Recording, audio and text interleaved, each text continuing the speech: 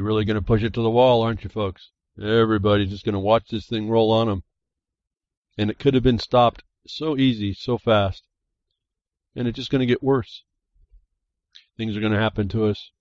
We'll be led by the nose. At least the major populace will. And then we have the other problem where those of us that think we know what's going on, think we know what's going on. And yet we really won't step up to stop much of it at all.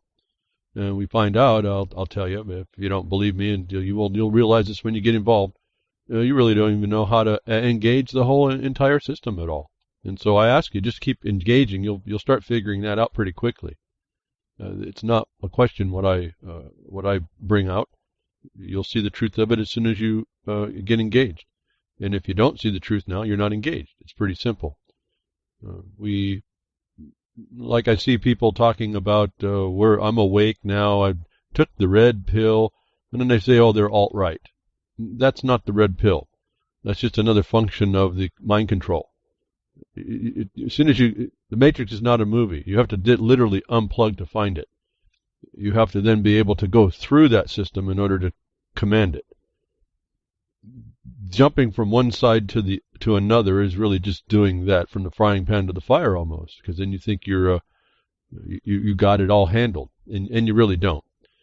And I say that not as an opinion, from an experience. I watch it all the time. It's coming up on a couple more big issues have coming up. People are defenseless against this oppression, and yet it's not that hard an answer. The problem being, when we live in the occupied territory, there's more control on your mind than you might think, and that renders our remedies almost a wash, except for us, and that's the other point. And so I use these remedies that are about a wash to show other people that will be so inclined to understand what they are up against and how you literally can defeat it, but for that crime that sits in the seat of decision. So those of you on Pastcast and Prodcast and Recast over there at ucy.tv, this will be BTWRLM236. Double a 36. That might be a special. Let's hope so. I know last week I thought was pretty neat. Used a twist on a term. It wasn't just a way to get clicks. The Mandalay effect. Going off of the Mandela effects. We're going to find all kinds of coincidences with that, I believe. It's already happening. But I thought that was a pretty good, pretty natural title. And I don't know if it was just people looking for that story. We got a lot more clicks going on YouTube, and then showing over at Spreaker as well. Although I'm not so sure if I could get people to work in unison, I could actually start analyzing more of this better for y'all. But like if you go to Spreaker, put a like up, not even now for what you like, because this is all. It doesn't mean anything until we do something with it. If you go to Spreaker and put a like, I'll be able to tell how many Spreaker numbers are coming from YouTube, because they look like they're correlating very closely. I'd like to know that. But anyway, this Vince is helping putting that all up, and we've got quite a bit of contact. I hope the message I bring touches people in effective ways. There's a little bit more to that story, although I told you I'm not going to get into that matter too much. I'm more analyzing how they're doing it to us, how we analyze things. People are starting to pick up the sequence events. We can only predict. Most people now can see the prediction of what the next event will be, or within an event. I mean the stories and the news and all that. So that's a good part. But I don't want us to get. I guess my message here is don't get lost in it. Just identify it for what it is. Turn right back around and go after what you think you do. There's nothing in this story that caused me to waste a whole lot of extra time on it that I had to really spend my time on other things. So I only get this enough information for analyzing it, and then maybe to get a little bit broader spectrum to be able to speak about it to you. A couple more things on this. It just brings up it's the same sequence of events, just retold, replayed, with the same plan, unless there's other people learning that plan and pulling it off in major ways.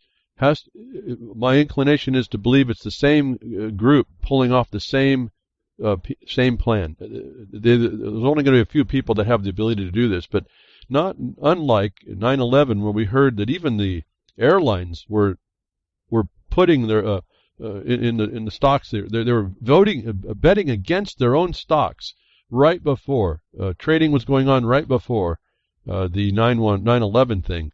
And you see other big events. When I say that, when they call them like they're big events, you see this happening. It happened again right after the breaking of last week. The Mandalay effect.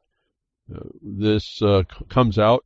The owner of Mandalay Bay lost almost $1 billion in value after Las Vegas shooting. Well, I don't know who the owner of Mandalay Bay is, but I went and looked, and I have a story. Again, the Blogcaster will have all these links.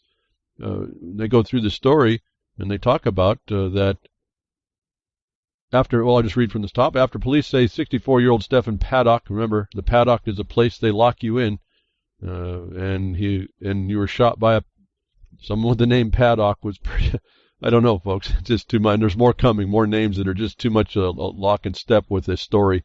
Paddock killed at least 58 people, wounded more than 500, and I'm not saying that 58 people didn't die. These can be combined events, whether you want to call them hoaxes or false flags. In false flags, people really die. It's just the reason who was starting and who was being said. So you don't have to get too wrapped up in all this. I can believe that 58 people die and 500 were wounded. No, but the 500 were wounded starts to play against the whole scenario. So this is how you start to analyze this thing. But it says the mass shooting at the Route 91 Harvest Festival in Mandalay Bay in Las Vegas, the casino giant behind the hotel shed about $900 million from its market capitalization on Monday. Well, who's the casino giant behind the Mandalay Hotel? And I didn't know anything about these. I don't follow these people, but here it is. Shares of MGM Resorts International fell nearly 5% in trading value. Well, let's stop there. It fell, which you might think, right after the problem. The thing happens at the Mandalay. Well, MGM shares stock. Well, what happens of last month? Not unlike what happened days before 9/11. On Tuesday, September the 5th, 2017. September 5th on 2017 was a board of MGM Resorts International decided to approve a $1 billion share repurchase program. Now, I'm not going to get too lost, but understand that this was supposed to say when they did that, these shares were going to increase in value. They were going to increase in value after this. But by the end of the week, MGM CEO James Murren had coolly divested himself of 80% of the shares he owned in his company. The divestment came just days before the ex-dividend date of September the 8th, 2017. So without getting too lost in this, why would he just divest himself of an increasingly valued stock? This doesn't make any sense. You can read more story about that, but right after the shooting, the MGM Resort stock plummets, at least by 5%. It went even higher than that after this story. Why would you sell the stock a month before when it was going to go up, and then have this happen where the MGM Resorts loses billions here? Okay, it ends up being billions. So interesting connection for the players. See, it's the same thing. I don't want to analyze it too much more. It happened. The same people, the corporations involved were in fact divesting, the people were divesting themselves of the interest or betting against themselves, like they happened in 9/11 in I think American Airlines stock. Just too shady, too coincidental, too consistent. And so we see the hand of the plan all over this, and it's so then we got to kind of understand that. I understand also, and I couldn't verify this as a quick. Again, I'm not putting a lot of time in here. Just of interest, any of those that want to be looking at this a little bit deeper and verify these things. Not only did the CEOs, but George Soros has said through some documentation that I couldn't figure out quick enough to be able to validate, but it's there to go look at. He did a put request against that stock right before it. So the same players are involved doing the same things, and I don't I'm just going to leave that open to you all. There's to me, over all these years, I've been looking. You can tell who you're dealing with by how they act. You know them by their deeds. This is really not much farther, and I don't want to make this connection up too tight. Then it was another example to us, stated in law, that you know them by their deeds. Where? It was in the Libra Code. You know a military occupation, a military condition when you see them. And so this is pretty much simple. We're going to have to start observing. Like I said, was a fault. We see the human frailty of our observation in the Mandalay effect. We see the lack of ability to observe correctly. We then make things up that may not be reality. We can't remember how things were, and then we see, there's something some way else. It's just indicative of our inability to respond. I guess part of this is I'm trying to show you how you do that. We all do it. I'm not saying I'm immune. I'm suggesting it just puts more on us. It's one of those foibles in us that's being exploited. So I just want to, I guess that's the point about this whole thing for me. They went and done it again, folks. This is it seems to me. It really won't matter how many gunmen there were or not. It'll just be a lie that you're going to be shown that people are buying, that are being promoted to, and you buy into or you don't. And they keep you all divided up about this, all focused on too much. Yeah, there's certain things that really interest me, but there's some things that I know they're not important relative to how we're being taken down generally in all the areas that it's happening. Another incongruity. Which pops up, the people aren't who they say they are, they can't find it, and then remember, we always have the system, the government, for good in some regard, not giving all the information out so they can go find those that have the information that no one else should know unless they were involved. We get the good information coming out, the ones that's withheld. I can see why that would be, but then you get these things that come up that are still anomalous, and they're denied and denied and denied, and the record shows that they're not right, and then you start wondering what the game is with the government now. What game are they playing? Well, you find out, like we found out before, we've known the FBI kind of runs these scams. The CIA kind of runs these scams. They're doing it for societal controls. That, by definition, is a terrorism. In the country of the United States, even underneath a new definition, when you change the political will of people by what you do, and this gun issue comes up right away with it, they want you to change your view on the Second Amendment. That is a terrorism. They want to show your political view is being altered by these actions. If it's an agency within the government or hired by way or whatever, however it gets that way, you are looking at a terrorism. I don't care how you want to portray it. So if we focus on that, now we have a little different view. At least I think we do have a different view. But the same players don't play out. They aren't who they say they are. Again, without going to crisis acting, we still have players inside the system that could be involved that are players. Las Vegas security guard shot by the Vegas killer is not registered as a security guard in the state of Nevada. So who are these people? How do they get around? What is the real security going on here? Who is involved? Why did the CEO of MGM Resorts sell off? If he didn't know, who's given the credentials to be doing what they're doing? They're also, claiming, and I'm not, again, part of me is wanting to not talk about this. The other part wants to just lay some of these things out. This same guy may have been a second shooter. But, again, all conjecture. The denials of evidence that are coming out, and then the admission that they were okay. In some regard, like there was the date of the 25th came up that the Paddock was in the room with guests on the 25th, not the 28th. The FBI and the Las Vegas police denied it. Now they're admitting it. And a woman, I don't remember her name, Laura Loomer, maybe if that's correct. I apologize, I don't know her name. Like I said, I don't get that close to it. I think she was the one that outed the evidence early on. The point is, when you get right down to it, it only matters to the extent if it was a plan for the government not to give that information out because they're looking at all the bellhops and wondering who knew that, then it makes sense that they were holding that back. And at that point, it's not necessarily that conspiracy. But when they go beyond, and then they say there's nothing going on about that, and there's other things they don't show, then you start wondering what's really the story. That it really doesn't matter in some regard whether or not there's someone there 25th or the 28th. Yes, in the chronology and all the setup, it matters. But really, do you still know what went down? And so we focus on that point, and we still don't know what went down. And my mind says we need to know what went down.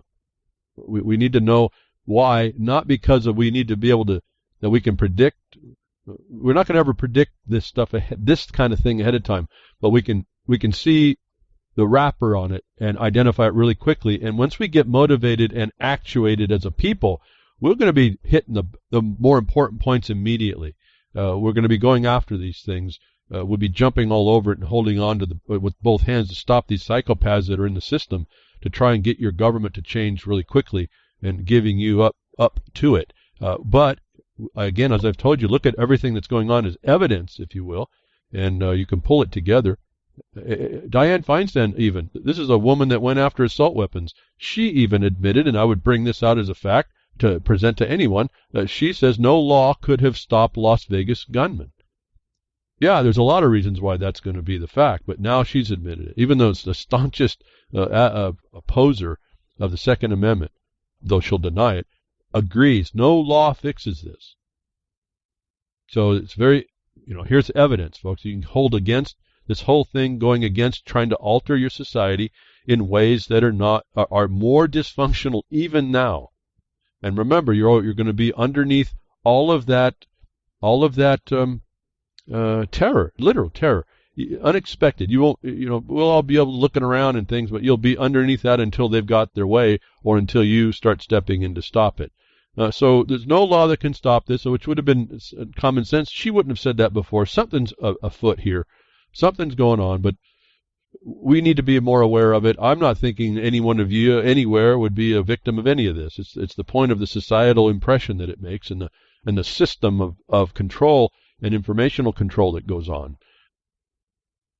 So what I asked last week, and what I would like to have had time to do, and the facilities, was to do an audio analysis. Well, apparently about the time I'm talking about that, someone is actually doing a basic forensic, what they consider a basic forensics acoustic proof. And it was the Mike Adams of the Health Ranger. And I've been critical of Mike Adams' content on his website in the past, but I will take wherever I can get what appears to be an honest, straightforward truth without spin. He sat down and figured it out with basic science and physics and math about this acoustic signatures, just like I was asking at the time. Well, he starts it. I think it needs to go more, but that's neither here nor there. I have a video for you if you haven't seen it on his analysis. He goes, it's like a 30-minute discussion. He goes through how you go about finding out where the shooters were, and he does identify two. And then at the end, he suggests there could be more, because his was a basic analysis, and that's what I was saying. I need to be able to see these sound signatures and analyze the sound signatures, see if they're coming from different guns as well as looking at timing differences. Well, Mike Adams goes through that. The time I'm saying we need to do that, he's doing it. He also suggests if you take every recording, and I'm telling you this so that you can see that this should have already been done, and that it's not being done or not being told to us or nobody's doing it is really one of our problems. If you take the sound signatures of every recorded device and you start drawing circles after you define the timing distance, the timing difference between the bullet hitting somewhere close to the camera and then the report from the gun, the last one, you'll find the distance to the shooter from that camera point. If you identified every camera audio recording and its location, and you draw circles from those timing differences around it, you will start crossing circles. Wherever the circles cross is another place that is most likely where someone was standing. In other words, triangulation. He goes through all of this. So I was I appreciated the effort of showing people it's really not that. Yeah, you have to have some thought, but it's not that hard, and we're not doing the hard work that's not being done by those that should be doing it. And if they're not doing it and keeping it from us, we'd like to know why when the anomalous information starts coming up. I understand fully the other side, where you don't want people to know what you know, and you want to find out what they know that they shouldn't know if they weren't involved. I got that, but at some point when it starts to come out clearly, then we have a problem with disclosure, don't we? And that starts to be problematic, because we are in a time that literally the government cannot be trusted. I mean, it was supposed to be, they call it public trust for a reason. For all of you that'll poo-poo that right off the bat, it's supposed to be public trust for a reason. Now, we use this obligation and duty as one of the high bars to put up against everybody that comes against land disposal, and they can't clear it. So I know it's a powerful position, whatever we see going on. And so we hold the public trust. The trust is confidence. They got their confidence men if they beat you to it. And so they have all the Mandalay effect has a broad-reaching provisions of how the Mandela effect actually approaches our mind, or how we miswitness what's going on. So again, a connection. They go to the analysis. The forensic analysis shows that there's at least 2 shooters, and the distances. So we can do this if it should be being done. This is not unknown stuff. This is not even points of conjecture. I don't even worry about whether or not there's 1 or 2. It appears there is 2. Now what? So we get people on the ground starting to do stuff, I guess. If you want to be the so-called citizen journalist, you can do that too, whether or not the system will agree. We got plenty of platforms to get the factual information out. We have plenty of time, if you will, to not use conjecture. And so we've got more information to do. There's enough audio to analyze. I wish more people would do that. I think it'd be, that to me, that's kind of exciting to figure that out. If nothing more, to see, okay, how did this thing get put together? In your mind, when you're walking around and looking at places, how might areas be set up to stick you in a paddock and make an example of you? So the second shooter issue comes up, and okay, fine. I mean, I'll tell you, folks, my ear is certain there was at least 2 shooters. You can't have compound firing at the same time and not have more. Well, unless some guys at least holding 2, doing the Rambo. I got two big SAWs running, firing a flame out. Unless you got some guy doing that, you're not going to get 2 guns firing at the same time. And I hear my ear hears that. So that's been kind of my point. I don't know how many there are. I don't know that there is even 2, but I hear 2, and no one's been able to explain that away, that there needs to be more looking at. Because I want to know, am I witnessing correctly?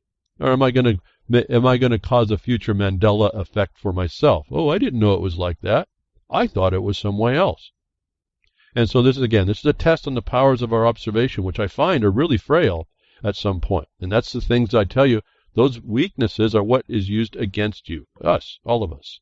So in the vein of going on the ground and looking around, I just wanted to advance to you all that the RLM reporter Vince Easley is actually in the area, and I understand from Freaker's Ball that he was talking on the ground, looking around, and he's going to do some more investigation.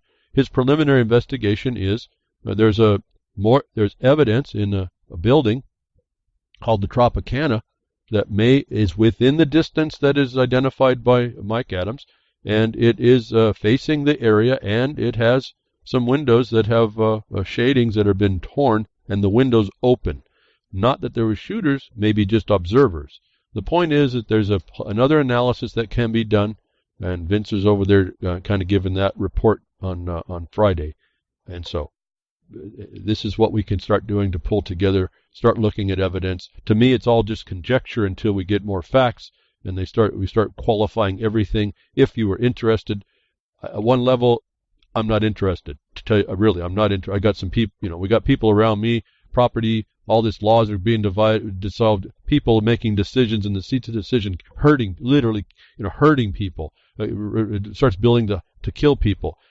That overt stuff that we're seeing in the news is just the spreads and circuses, and it's a real life, well, like a Hunger Games, I suppose. Maybe there's a different example, but a real life stuff's going on, and that's all to drive your mind and drive you away from your abilities, and to confuse us and to divide us. And it's going to be up to us to not allow that to happen.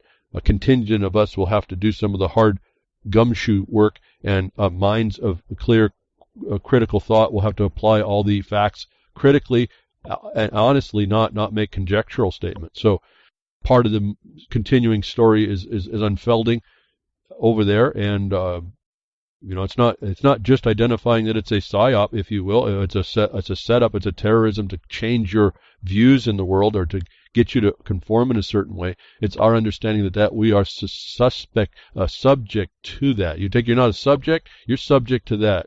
You're subject to all your weaknesses. So you're not a sovereign in that capacity.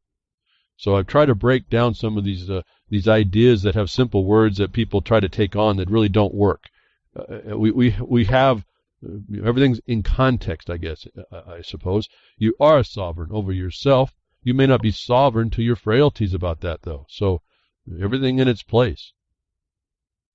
And this is what we have to start doing. So I appreciate Vince being over there. I was hoping he would gotten down and gotten some pictures right after the shooting, because there was questions on those windows in the Mandalay that appeared to be broken out. We didn't know about any photoshopping. I can trust Vince to give us a picture, but that wasn't available at the time. So this is why it's important to have people in place. Now we're going to get some a chance to get some more information, and it might become relevant to start showing who the government players are, why they might be there, what we might be looking out for, what does that telegraph to us, and we can be that voice of better reason to stop the division, stop the fear, the people that will be fearful, the people that just don't want to spend the time and like to be scared. Why do we go to horror movies is what I think we're seeing here, and people not actually responding to the truth of things. We like to be scared. We love the breads and circuses. We're not involved. I didn't die. Somebody on the screen died. And so it's this sickness, I suppose. I guess I don't know what else to say about that one as I thought about it. I hadn't thought about it before, but there it is. So, so that's one aspect of the control of society. Another more functional, more direct control of society is your monetary system. And I've been really critical, not because it's not a neat idea, but because of what it was brought into the world to do and dictated to us before, was this Bitcoin that I suggested to you that it was going to be eventually centralized control, notwithstanding its decentralization promotion. Anyway, you've heard me say this and talk about this before. I want to point to you now, and then I pointed out there was this little quick report that came out that says that the IMF is going to bring Bitcoin or something like it, whether it's the name Bitcoin or not, and the Ethereum contract provisions which uses blockchain together. And not much response. I got a couple of people that are into this that had an opposition to what I said, but I'm going to just leave it right where it's at. We'll see. Well, here's more on that. If you didn't think that this digital, the silent weapons for quiet wars hasn't been in play, and where this stuff has been worked out, and how the plans work, and they're planned in such a future tense, you don't even see it happening, and yet it's there. You can see it happening. You watch it by their policies. You watch it by their so-called laws. You watch it, like I was telling you about even the marijuana. You watch how that law comes in, and you realize, wow, they're keeping illegal all the stuff that's valuable. Now, why would they do that? Well, because that's what the plan is. In the future, you're not going to be able to do the stuff that's valuable for you. They're going to keep control of that. All right, so you just got to kind of think a little bit more clearly. You're not given anything that's not going to be controlled. What you have to do is just really take it and hold it, or keep it from being taken. But the IMF comes out here in last week before. I didn't get to this story. I want to get to it. It's very important. IMF head foresees the end of banking as Bitcoin surges above 4,400. I understand it's like over 5,000 now. Now, I found, and I think this is an anti-media story, and I'm not sure where they put it all together, how it was assembled, but they go through and show, and I wish I could do this a little bit better. Can't remember. I think this is the one I wanted to read. And I don't know if I have enough time in how to do this. It's just, there's so much to look at some of this stuff. But she goes through, in this article, Christine Lagarde is the IMF head, and she goes through and she starts to talk about ending the banks and encouraging cryptocurrencies, but they do it in such a way that it's not an absolute. They do it in such a way that it's a future look. When you see that future look, they're doing it. There's just no question about it. They wouldn't waste their time. In a remarkably frank talk at the Bank of England conference, you have to understand the importance of all this. The managing director of the International Monetary Fund has speculated that Bitcoin and cryptocurrency has as much a future as the Internet itself. Well, that's the Internet of Things. Do you think she's actually just speculating, folks? No, this is a prediction. Okay, this is where it's all going. And I was suggesting this to you a while back, and because I think it's a trap. For as much as you can, it looks like it might be a good speculative investment, great risk and great profit potential. It's the the box canyon essentially to this. So those of you that are in it, just certainly don't put your eggs in one basket here. And I don't think a few that I've been understanding are in it are doing that. So that's good.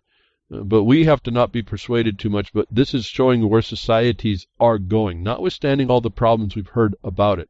Those problems will be fixed. As I said, if the people can't keep up, the banking system will. Banking system and corporations, international corporations will. They will be in lockstep about how this works. She says it could displace central banks, conventional banking, and challenge the monopoly of national monies. You got to listen to that. You got to listen to those 3 or 4 areas. Okay? This is what is changing. This is a very wow. I don't even know how this is this is another sea change. They've already got it worked out. This is going to eliminate all that you see here. Okay? This is all they're going to put pressure on. It eventually comes to you. As I said it a few weeks ago or a month ago or something. Christine Lagarde, a Paris native who has held her position at IMF since 2011, says the only substantial problems with existing cryptocurrency are fixable over time. There's the point right there. They know that they've got problems that are fixable, and they're fixing them. Whatever you think now is the benefit is their problem, and they're fixing that. In the long run, the technology itself can replace national monies, conventional financial intermediation, and even puts a question mark on the fractional banking model we know today.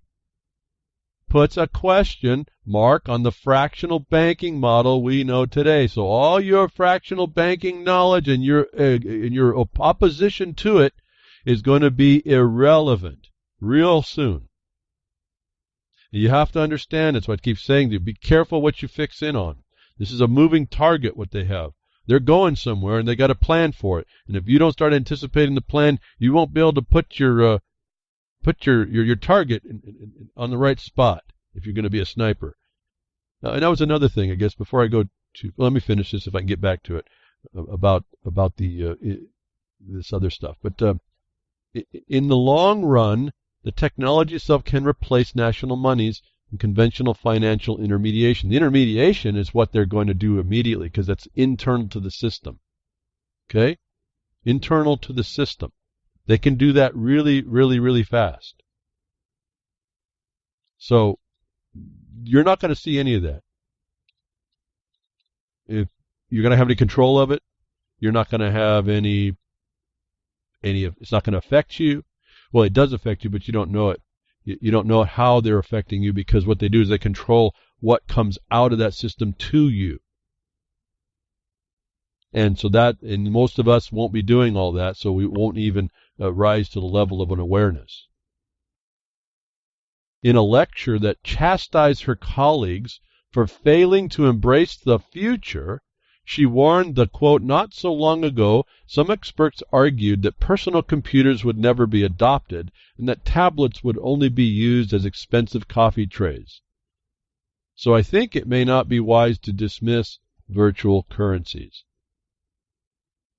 Let us start with virtual currencies. To be clear, this is not about digital payments in existing currencies through PayPal and other e-money providers such as Alipay in China and M-Pesa in Kenya. Virtual currencies are in a different category because they provide their own unit of account and payment systems. Now, let me just focus you on this word account.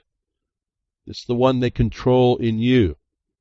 It's the one they control in your property. We just got the word back, and part of me is always shocked when I see this. It's the one they fraudulently create and fraudulently use to destroy you. This is what government has done, and no one's seen this, and no one's known to comment to it or counter with it. I say this with authority now. If I had a question up until last week, it ended last week. We have an admission that the counties on your property taxes use fraudulent information fraudulently. This is these accounts. And so you got to understand, you think you understand how you deal with it. It's not going to be dealt like that. It's going to be in their system. They will control this decentralized, centralized system. Remember, transparency is not the word you think it is. It's all the same. It's all the same trick.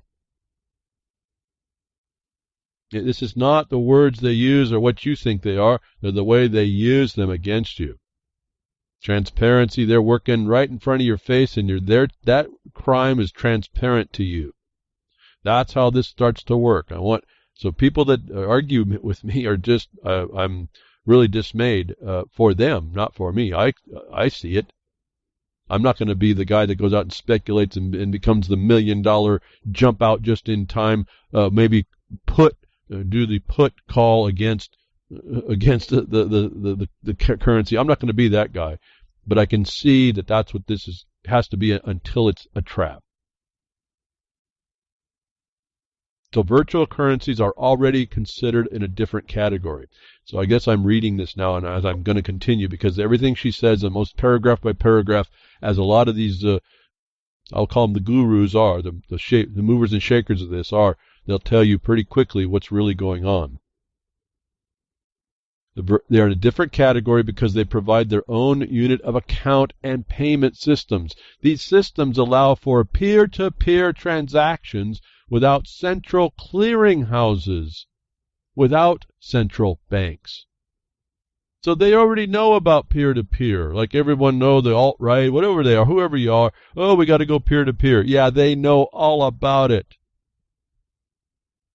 They're going to do this without central banks. The whole idea you have about the Fed is about to disappear anyway. End the Fed. I want you to read this article to see it doesn't end the occupation or the corruption in your life. They're ahead of you. They've been that way. For now, virtual currencies such as Bitcoin pose little or no challenge to the existing order of fiat currencies and central banks. Why? Because they are too volatile, too risky, and too energy intensive, and because the underlying technologies are not yet scalable. Many are too opaque for regulators, that's a key, and some have been hacked. That's another one. But remember, what did she say? All these shortcomings are fixable. And they're fixable partly by moving them into privatization. Well, it has to be. If they're going to take it back over, they remove all their central banks, and they're now getting the surrogate, the replacement. It is private, isn't it? Just like everybody knows it is. But don't forget, Congress approved it. It's a congressional condition. Better value for the money? They ask a question here as this article goes on. For instance, think of countries with weak institutions and unstable national currencies. Now, you don't think of your country as unstable, but you don't realize the United States of America, you're sitting in an unpayable debt except for the full faith and credit of the United States. It's on your breath. That's all it is. You don't realize how weak the system is, but for this control. You look at someone else and think it's them. Don't even consider it's you. For instance, think of countries with weak institutions and unstable national currencies. Well, they just said that they're going to get rid of fiat, so there's not going to even be a currency at some point real soon, it seems. Instead of adopting the currency of another country, such as the U.S. dollar, some of these economies might see a growing use of virtual currencies. Call it dollarization 2.0. IMF experience shows that there is a tipping point beyond which coordination around new currency is exponential. In the Seychelles, for example, dollarization jumped from 20% in 2006 to 60% in 2008, and then the crash. But look at the way the dynamic is. They're keeping track of all this. Are you? The most fundamental medium you use has this amount of control behind it. Are you aware of that? And if they have that kind of control over it, what control do you have? And yet, this statement goes on, why might citizens hold virtual currencies rather than physical dollars, euros, or sterling? You understand how broad spectrum this is now? Every one of you that's probably listening, and most of the countries that listen to me, are involved in that.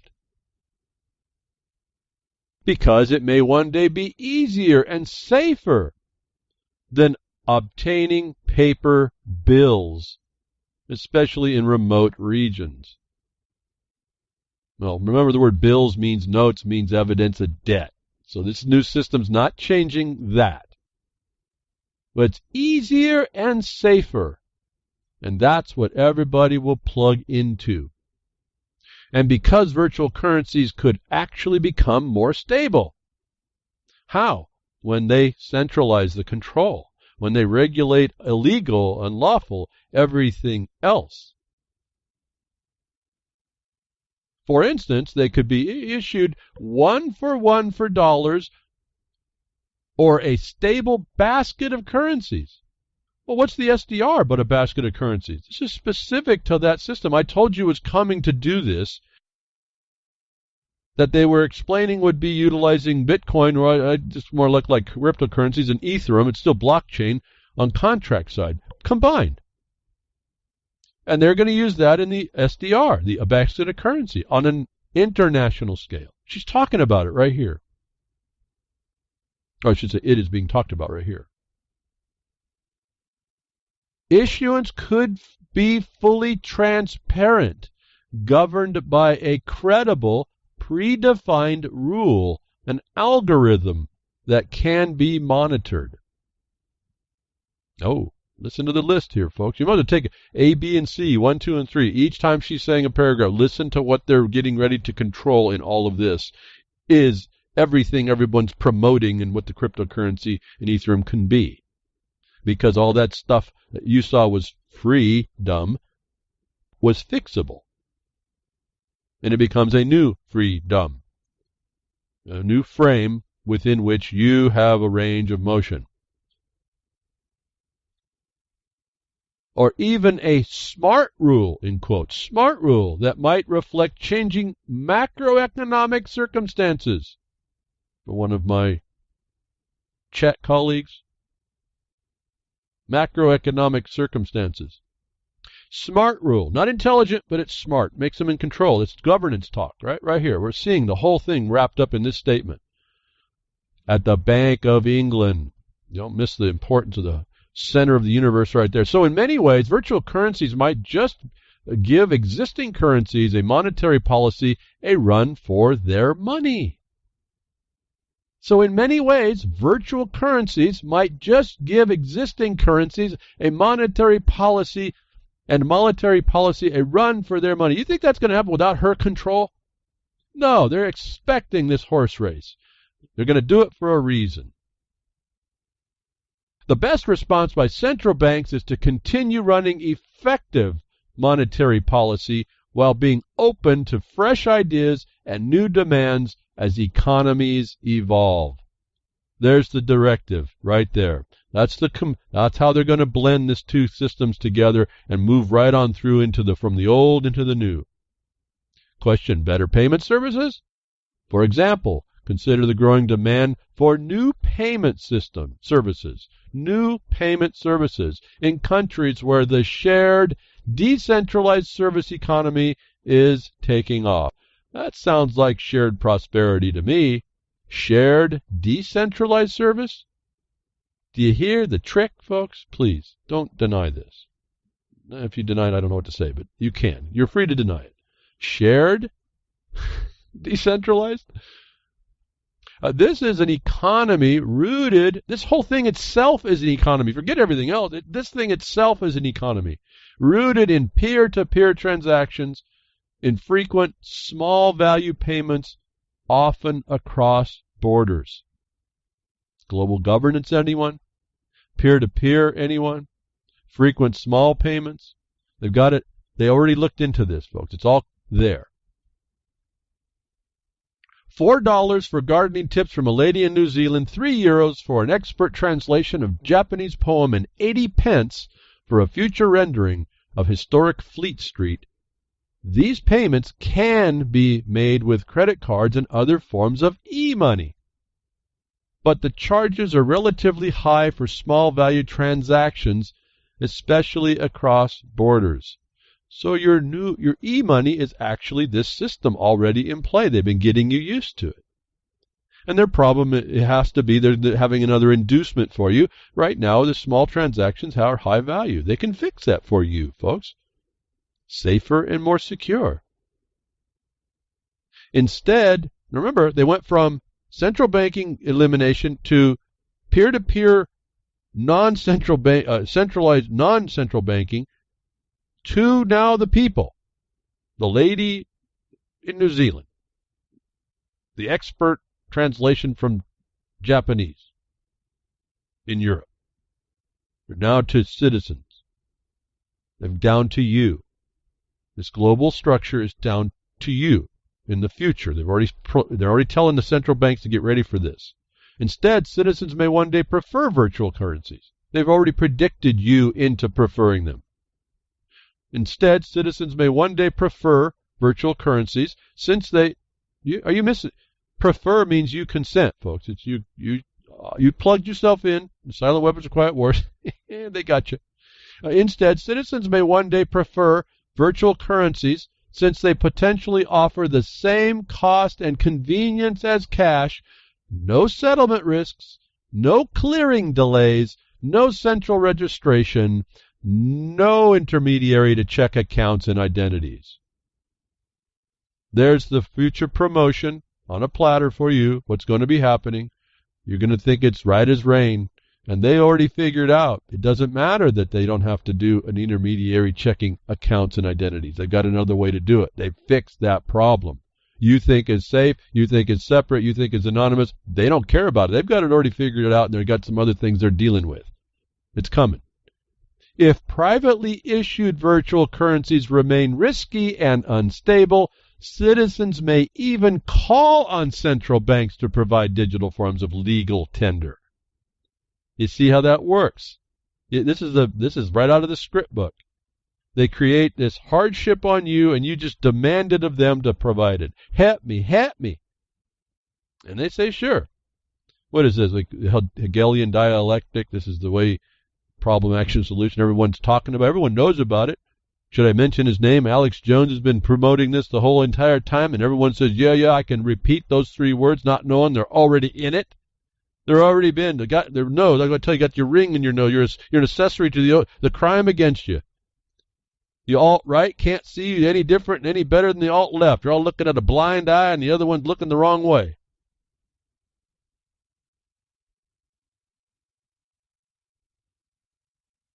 I'm pausing. People, you got to think about this. This is right in front of us. So when the news service economy comes knocking on the Bank of England's door, will you welcome it inside, offer it tea and financial liquidity? She's anticipating for them what they're going to have to be turning their minds to do and their functions to do. Because that's where it's going. New models of financial intermediation. This brings us to the second leg of our pod journey. Remember those apodments, folks? Remember what you're going to be living in is this small little thing. Remember, the Matrix is not a movie. On our pod journey, the keepers of you looking at the stacks and stacks of energy resource generation from you. You plugged into those pods, and you haven't unplugged for yourself, and you probably won't. You don't even know how. And if that's an insult to you all, you don't be insulted, but understand that's the truth. Not behind the woodshed, just 'cause. On the second leg of our pod journey, new models of financial intermediation. One possibility is to break up or unbundling of banking services. In the future, we might keep minimal balances for payment services on electronic wallets. The remaining balances may be kept on mutual funds or invested in peer-to-peer lending platforms with an edge in big data and artificial intelligence for automatic credit scoring. You got your Equifix from the IRS, folks?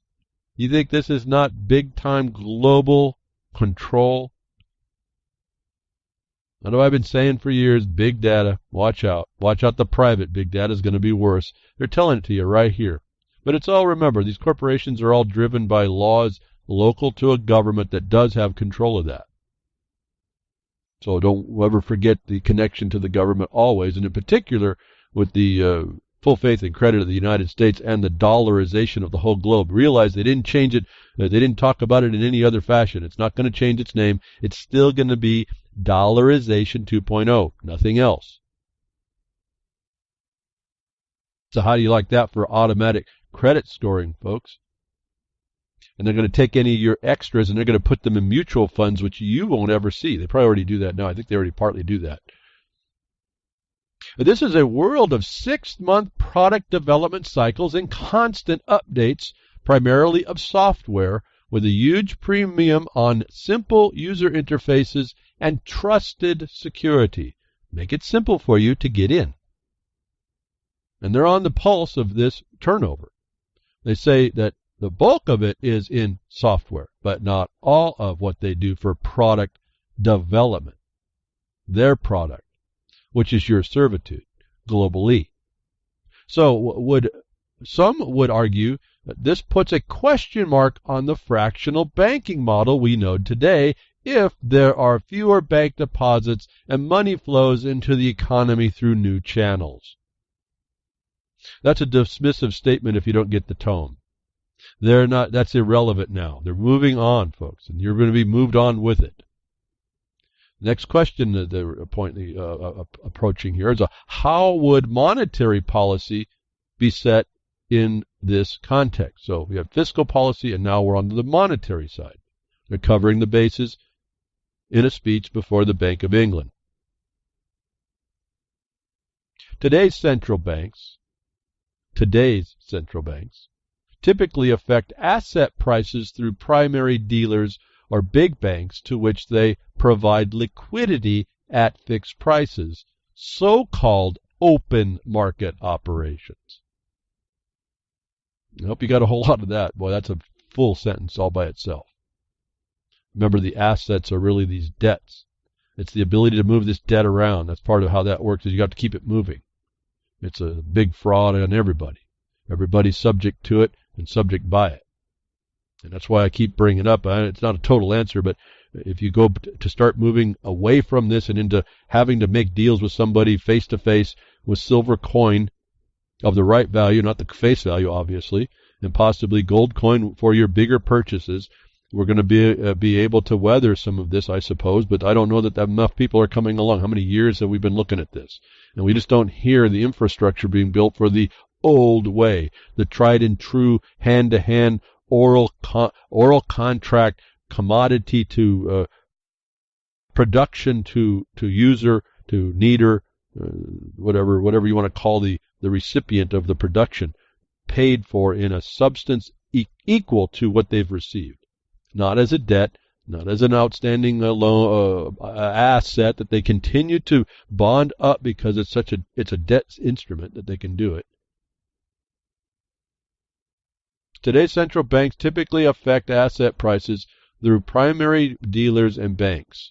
But if these banks were to become less relevant in the new financial world and demand for central bank balances were to diminish, could monetary policy transmission remain as effective? Well, I think she's given them the answer, folks. I think it's all about happened.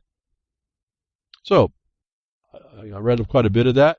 In fact, I read it all. And it's coming, what was that, Anti-Media? So you can go there. I got the link. I suggest to you, I read that. I was captivated by that discussion. That was fulfilling about everything I'm telling you is coming. It's so far into the advance ahead of us. It's really kind of scary in a way. And it's only scary because I don't see as many people. I see the same thing in that as I see people who think they know about like Constitution and law and rights and all this and property and how to and then yet they don't know how to protect it. They don't know how to use the right medium. Oh yeah, okay, I'm now spelling again. I'm some magic guy. No, this is how the system is working. This is what you have to understand. You have a knowledge that you can't apply is useless to you. and yet that knowledge was required in you to be functioning, is what I keep talking about behind the Woodshed over and over.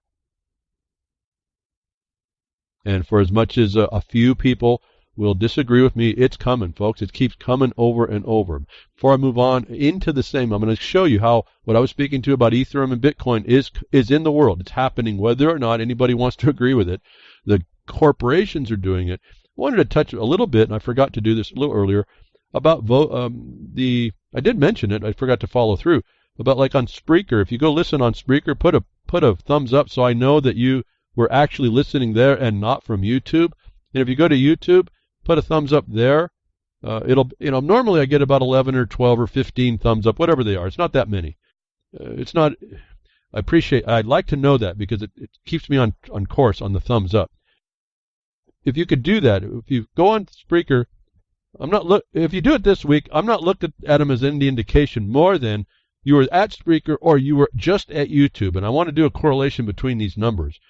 Only because I'm trying to figure out who's listening and how much, and where do I need to go with all this. But I apparently got one thumbs down. Finally, I guess, what was it? Vince recognized, I believe. I finally got a thumbs down from somebody. I'm kind of excited. One thumbs down all this time. In what little response I get one thumbs down. But I was disappointed. The thumbs down, folks, if you're going to give a thumbs down, don't just do a hit and run. It tells nobody anything. It tells nobody nothing. To put a thumbs down and don't make a comment why. You would use that if it was valid. I guess that's the other thread, isn't it? You have to validate yourself too in a thumbs down. I would use any thumbs down to guide me into becoming either better or more knowledgeable on a subject, or fix an error, or any of that sort of thing. The thumbs up, I appreciate the concurrence. That's helps me sometimes. Not like, oh, I'm working on all your thumbs up. I get very little thumbs up, but I know someone's there. I know someone's listening. I know they concur. If nothing else, they at least concur with what I'm putting out. Okay, that gives me the guidance. I continue. A thumbs down, however, has the potential. Now I'm going to get a billion thumbs down all at once. It'd be kind of interesting to watch this. But a thumbs down gives me the idea that you were disgruntled or you didn't agree or whatever. Whatever it was. Maybe you clicked wrong with the mouse. How's that? That could even happen there. See, I'm not too wound up with this, but I try to use it as an instruction to me. You put a thumbs down without a reason, you haven't done much. It's useless to me. It's useless to you. You actually start to look more of without a reason, you kind of look like a contrarian without a purpose.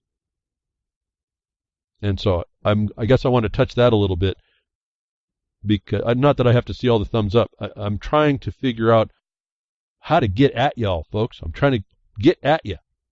Trying to get you to see there's things that have to be understood and done different and better, way better. And it's because my experience with working with people is kind of dismal. When it comes down to the rubber meeting the road, we are really a hurting society. And I don't mean just the United States.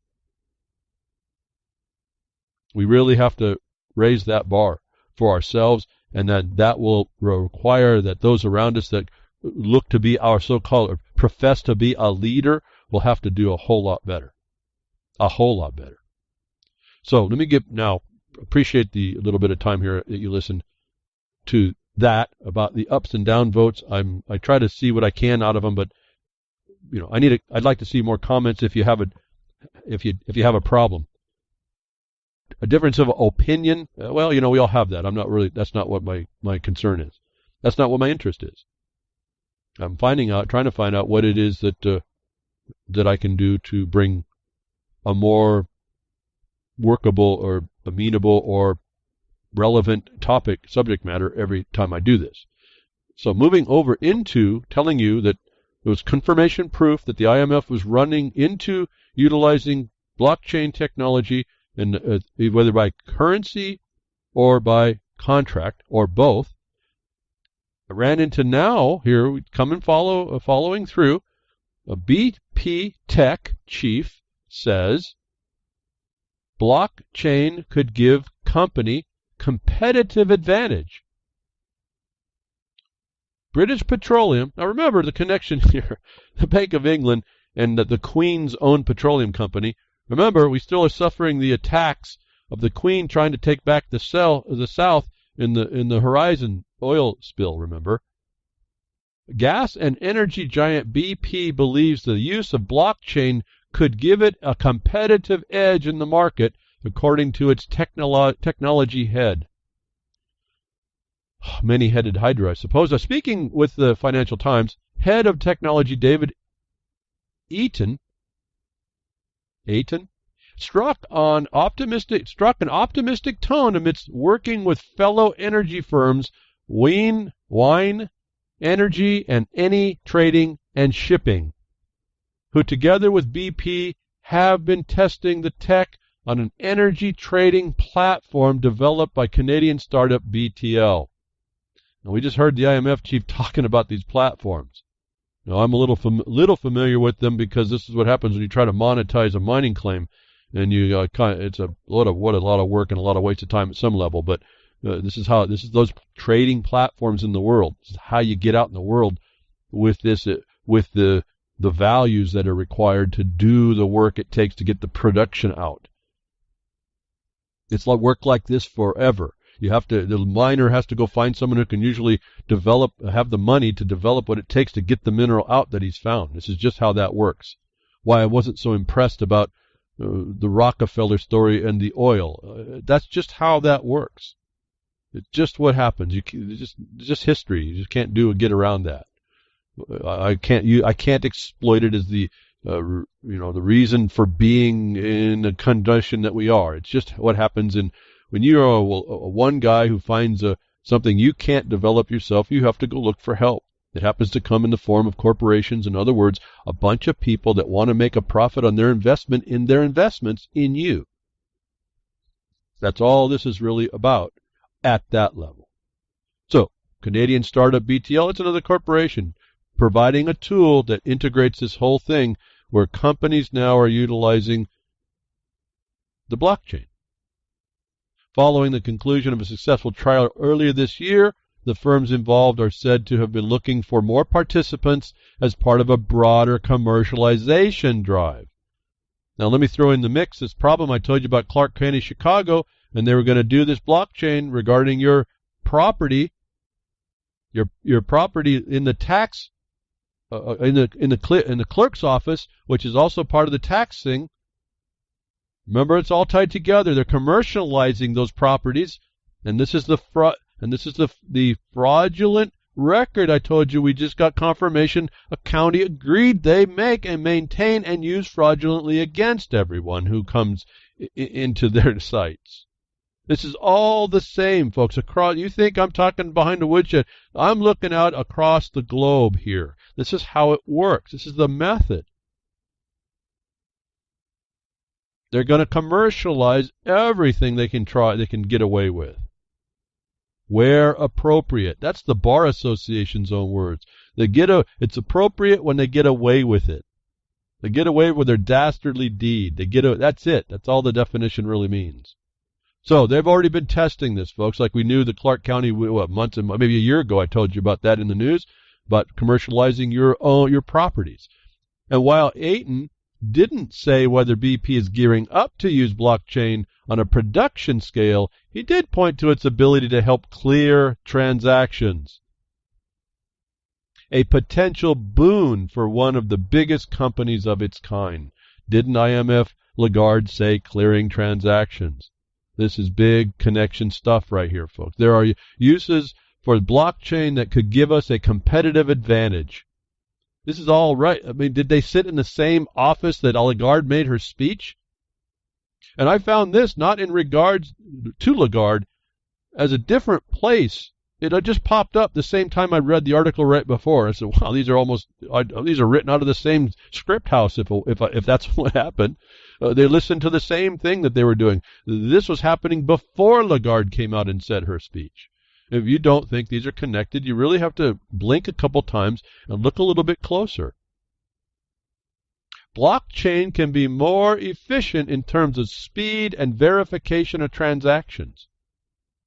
Eaton also hinted that BP might wind up applying to tech the tech to other business processes beyond trading, indicating possible uses in the area of intercompany payment settlements in particular. What did Lagarde say? Interagency settlements, financial settlement. This has all been laid out. A lot of that lends itself to blockchain, was a sentence confirming that. The leader in the blockchain, as they try to move this forward, they bring more in. There's no buy-in. They become that leader as well, and it's the Queen, and it's the Bank of England, and it's talking in the sense of the IMF. These are people. These people, the men and women in this, are really no different at some point when I look at this. Next story. Now we had the blockchain. They talk about the Bitcoin type blockchain thing. J.P. Morgan, Santander said to join new Ethereum blockchain group. J.P. Morgan is joining a new Ethereum side. So now you have the contract side and you have the other blockchain settlements, payments. And they're coming together. We'll see how this works. New details have emerged about a soon-to-be-launched initiative focused on enterprise uses of the Ethereum protocol. The Ethereum protocol. We're not necessarily talking about Ethereum, see, as I was saying. We're looking at them as protocols. It's something you use. In the blockchain for the payments, it's to set for settlements. Here, it's in the contracts.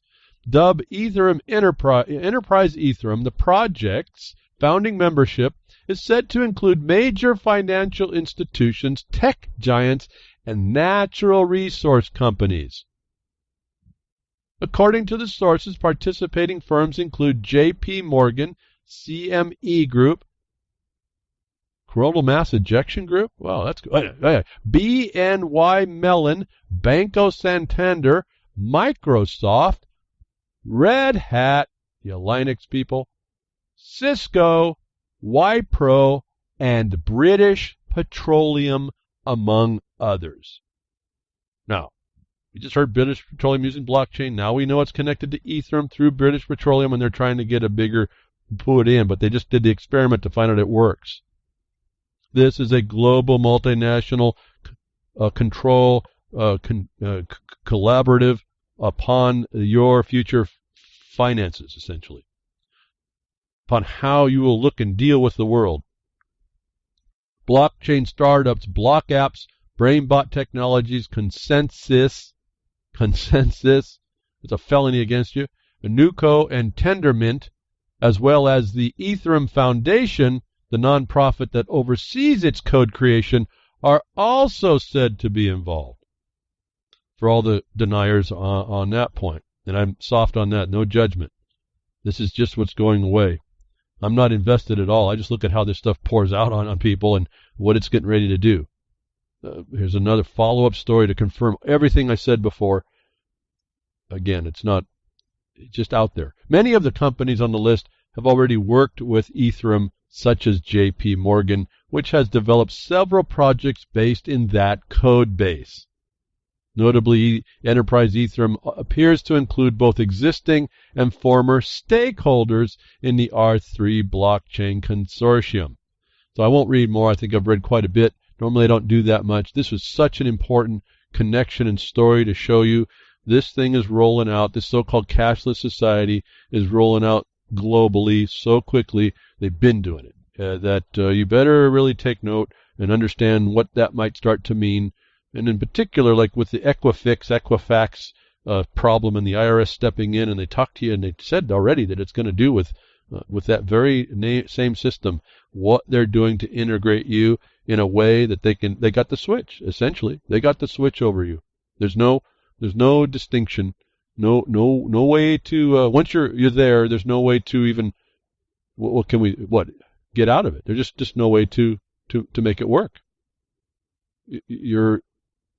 What can I say? You're in it. You're of it now. You can be in it, just don't be of it. Well, you're of it. If you're of it, folks, you're created by it. Of. So you're not even yourself.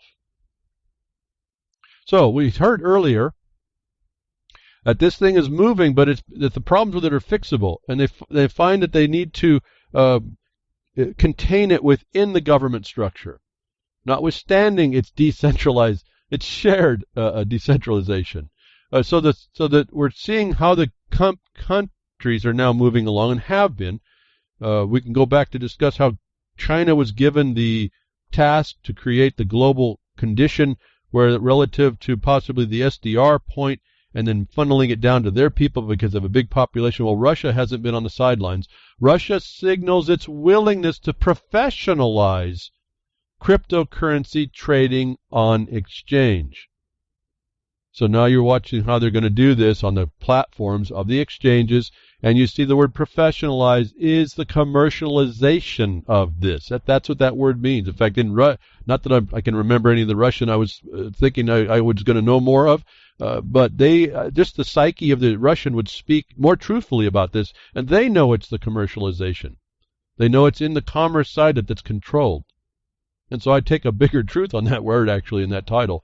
A Russian signal willingness to professionalize cryptocurrency. That means that they're going to be controlling. In fact, Putin is very concerned over what this cryptocurrency in its unregulated state can actually do. It's what everyone's involved in it right now with, but those things are going to be fixed. You just got told to notice. Got Bitcoin? Russian regulators are taking steps to allow for trading in it on the Moscow Stock Exchange if you're a qualified investor. Enough said there. That's how they're doing. I talk about registering guns, and they take them. They're registering you and your money. That's it. You're not going to perform without being a terrorist in the system. That's why they're not afraid of it. That's why I don't understand why people didn't see this going in. They're not afraid of this because they had their hand in it the whole time. Yeah, go ahead and end the Fed. Go ahead. They're going to get out of fiat, they're moving from so-called fiat into another virtual now. It's still fiat, but that's now underneath their control without even the printing of a dollar, a note. You have to get in as a qualified registrant. Next story, big banks are coming for Bitcoin. Why? I mean, what if there's such a heinous thing? Why? Well, because the big banks are coming. IMF said you start opening your doors to it. They're going to. Lagarde said do this. You may have been resistant before. You cannot don't be afraid. We've got that all handled. No matter what Jamie Dimon may say, Bitcoin's durability can be expressed in one simple fact. With a market cap of $100 billion, digital currencies have become too big for banks to ignore. Is that truly the truth, though, folks? No, not from Lagarde is saying.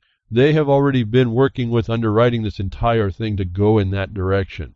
Has nothing to do with the market cap for a Bitcoin. Has to do with the protocols used to move this thing into the global governance dimension. Anyway, they go on to Jamie Dimon's calling this whole the Bitcoin the fraud and all this, folks. That's just a show. More breads and circuses. These people know exactly what they're doing, and if you found counter to that, you thought that they didn't. Well, they're playing you again. I guess is what I can see. Now, from those of you that wanted to end the Fed and you think this was a good story, I thought this was kind of typical of what the IMF is saying. They're going to burn the fiat currency. Well, for those of you that were looking for it, hoping for it, fire breaks out on the roof of the New York Fed right about the time they're making this conversation that fiat currencies may be on the ropes for virtual currencies on an international, national, and local scale. Dozens of firefighters are fighting a blaze which broke out on the top of the Federal Reserve Bank in New York. The fire broke out sometimes at 8:40 on the roof at a 14-story building, not 13, but 14 at 33 Liberty Street in Lower Manhattan, for all you numeralomancers, whatever you are. Anyway, enough said there. A fire breaks out on the Fed. I thought it was fitting for what Lagarde is saying. Yeah, we're going to torch we're going to torch what you think is a fiat system. We're going to bring in this new system. It's called the cashless society. It's for the new global age of shared wealth. How's that? Shared wealth. Shared decentralization. Some of this is really, really funny to me. I don't know. Let's move on. Next country. As you see, think about how fast this is happening, folks. Japan to begin supervision of cryptocurrency exchanges. Oh, man. It really is funny, folks.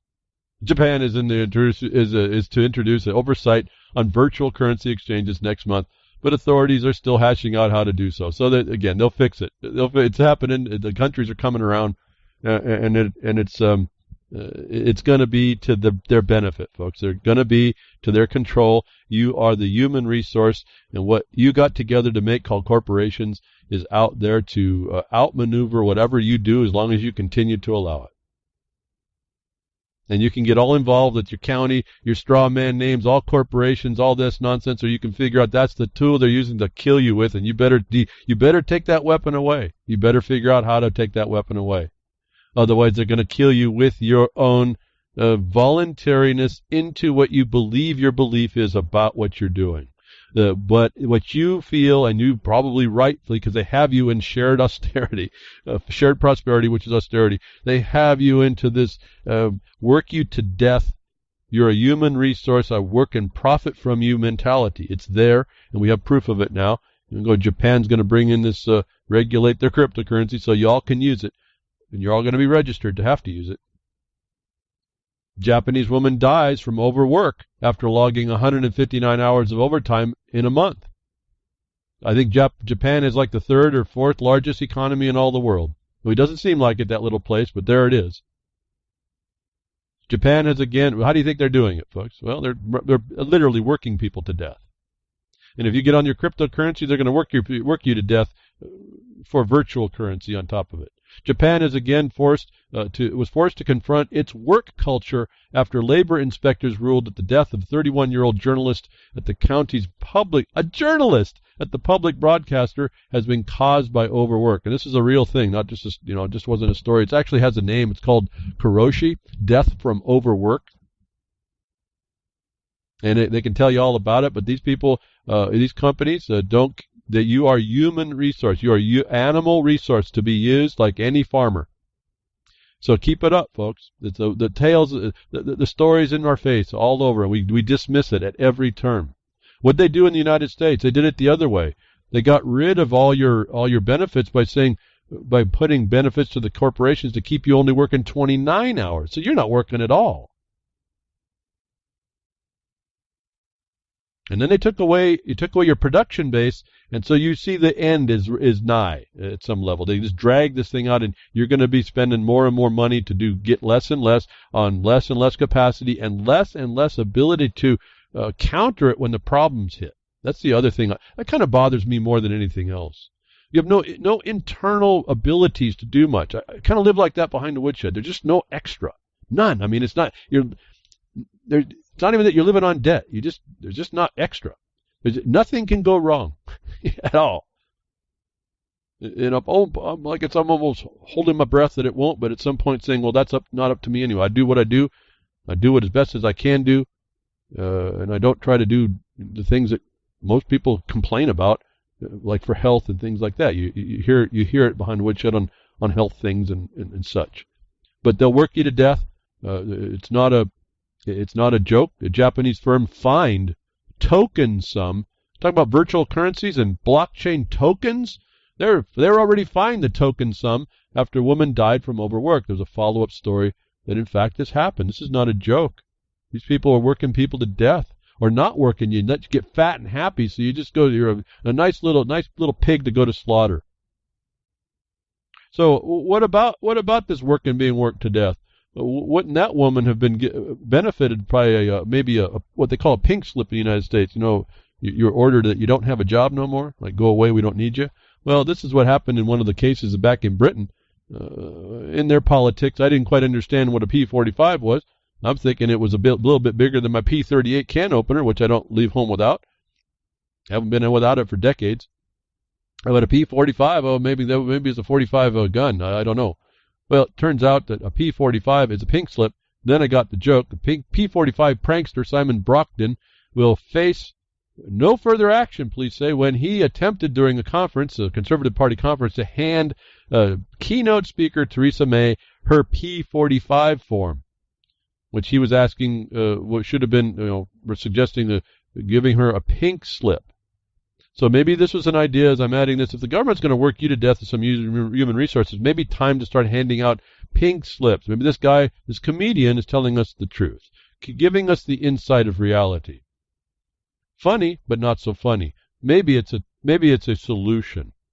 How are you going to give someone their pink slip? Maybe it's time for figuring this out, because they're working you to death. Literally, they're going to work you to death. They're going to work you to fatten you up, make you unhealthy, and then you'll die, and then they'll get their cracker out of you. I wish people could start putting this together and more than just, oh yeah, I see the scary story in the future. Oh, I see the movie rolling out, but I'm going to just sit here and do nothing about it. It's everything that I'm seeing that has a function that's stoppable. It's just a big, violent crime that's transparent to everybody, it seems. So, in an off theme about being working or going to volunteer yourself into servitude, it brought up the idea when I saw this next story, which I really haven't been following, but I just saw some interesting things in it that get us right back to thinking about, for me, us, and for you, what's actually going on about it. P45, we get maybe a pink slip to go to work. Well, what if you just walked away from your job? What happens with that? Well, there's been a story about that, and it was in the military. It's a little bit different than walking away from a job, but it was interesting to follow through a little bit when I saw some things that were a little bit striking to me. Bergdahl expected to plead guilty to deserting his post. Army Sergeant Bo Bergdahl is expected to plead guilty later this month to desertion and misbehavior before the enemy rather than face trial for leaving his Afghanistan post in 2009, which you may have heard. Remember, that's the guy that Obama had to return five terrorists, so-called, the same people that they were paying. They had to return 5 to the other side to get this guy who supposedly, now it's reported he's going to agree he deserted his post. Bergdahl's lawyer declined to comment. Bergdahl faces 5 years in prison on desertion charge and a life sentence for misbehavior. Now, I know all the military guys listening to me would say, yeah, darn right, darn tootin', yeah, whatever, boo, whatever you say. Yeah, okay, I didn't realize that life sentence for misbehavior, because I'm looking at this misbehavior as like social engineering's behavioral control as well.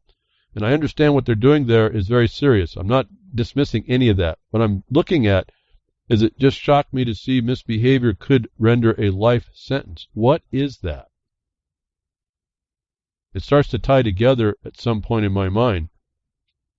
Because this is where they're going with the outer society, and I keep telling you that we're actually under military consequence with it. Remember, you're all deemed to be enemy combatants. This is and then they took away, at least as I can still see it being funded, they took, indefinite detention is no joke. So I see a little bit different story playing out, so I had to do some research on what this life sentence is on misbehavior. And why is this guy pleading guilty to that? What's the story underlying all this stuff? Especially when I read investigators said Bergdahl suffered from schizotypal personality disorder at the time he left. Now, those of you in the military or have been there may know about these military coded justice better than I do about mental incapacity. But apparently, that's not a defense. Think about that. They know he has a personality disorder, and they're accepting a plea from him. So I don't know about this on the military code of justice. I actually got a page up to start reading it, found some more astonishing things, as it just almost confirming what I've told you before about the military consequence. But schizotypal personality disorder is a mental disorder characterized by severe social anxiety, thought disorder, paranoia, hallucination, derealization, that's society, transient psychosis, man, society's suffering this, and often unconventional beliefs. What's that anymore? The new normals. So that's not a thing I'd be walking into a criminal case thinking that I could be prosecuted for. I'm mentally messed up. And yet, this guy's agreeing to a guilty charge for 2 charges. Now, if this guy's mentally touched where they give off, that's a defense anywhere else, I have to wonder about this military justice thing. I don't know. I don't know the story. I don't know the legal deals going on behind all this. But the story stopped making sense again as it did the first time here. But I did go over to the military justice fact sheet, just as a note. And I wish I could highlight my tabs to go right to the point, because there's a ton to read on this Marines Mill site about the military justice system in summary.